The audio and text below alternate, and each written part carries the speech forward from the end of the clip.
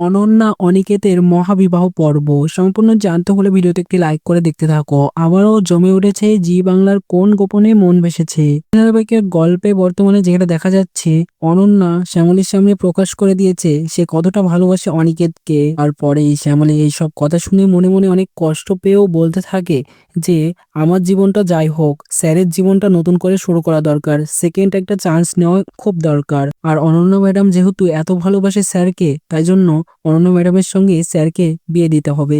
এই বলেই শ্যামলী অনিকেতের সামনে গিয়ে বলে, দেখুন আমি তো আর আপনার জীবনে থাকছি না, তাই তো আপনার নতুন কাউকে দরকার, সেই জন্য অনন্যা ম্যাডামকে আপনি বিয়ে করে নিন আর নতুন করে সংসার করুন। এইসব কথা শুনে অনিকেত তো খুব কষ্ট পাবে মনে মনে, এবং রাগ অভিমানের ঠেলায় সে অনন্যাকে বলবে বিয়ে করব, এবং মন্দিরে গিয়ে বিয়ে করে জোড়া বাড়িতে ঢুকবে তারা। তো কি থেকে কি হয়ে যাবে, অনিকেতের সঙ্গে শ্যামলীর অভিমানের মধ্যে কি বিয়ে হয়ে যাবে? তো প্রিয় দর্শক বন্ধুরা, তোমাদের কি মনে হয় অনিকেতের কি সত্যি অনন্যা ম্যাডামের সঙ্গে বিয়ে করে নেওয়া উচিত? তো ওদের অবশ্যই কমেন্টস করে এখনই জানিয়ে সাবস্ক্রাইব করে নাও। ধন্যবাদ।